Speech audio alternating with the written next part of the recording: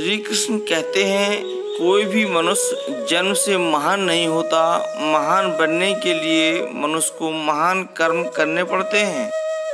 सदैव संदेह करने वाले व्यक्ति के लिए प्रसन्नता ना तो इस लोक में है ना ही कहीं और। जीवन में बिना किसी कर्म को किए किसी फल की आशा करना इंसान की सबसे बड़ी भूल होती है। जिस प्रकार प्रकृति में समय समय पर बदलाव आता है, ठीक उसी प्रकार मनुष्य के जीवन में सुख और दुख, आशा निराशा, सफलता और असफलता आते जाते रहते हैं।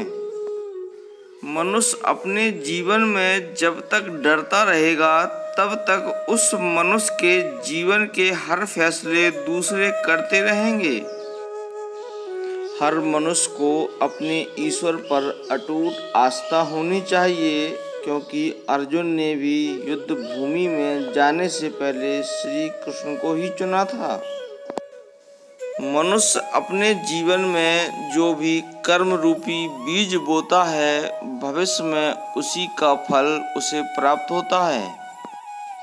इस कथन में कोई भी संदेह नहीं है कि जो भी मनुष्य मृत्यु के समय मेरा स्मरण करता है और मेरा स्मरण करते हुए अपने शरीर को त्यागता है, वह मनुष्य मेरे धाम में वास करता है।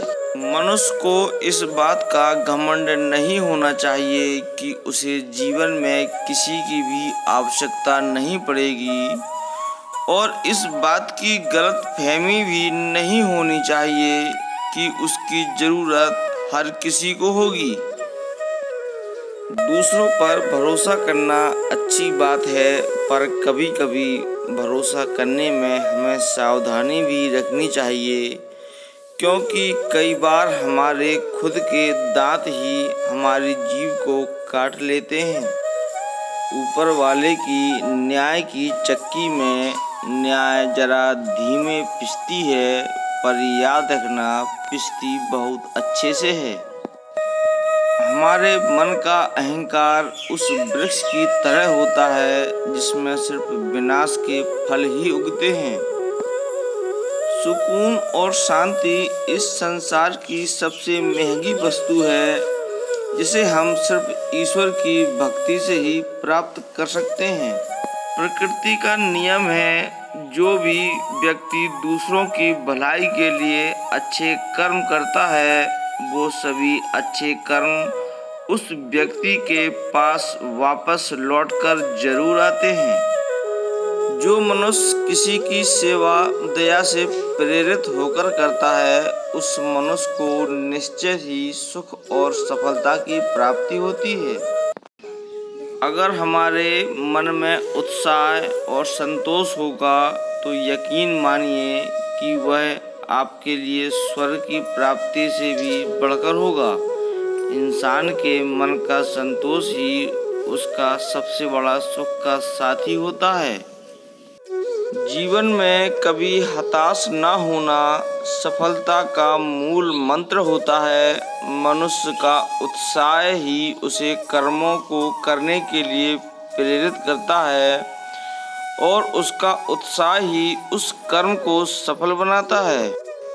सत्पुरुष हमेशा दूसरों द्वारा किए गए उपकार और उनके नेक कर्मों को ही याद रखते हैं, दूसरों के द्वारा किए गए बुरे कामों को नहीं।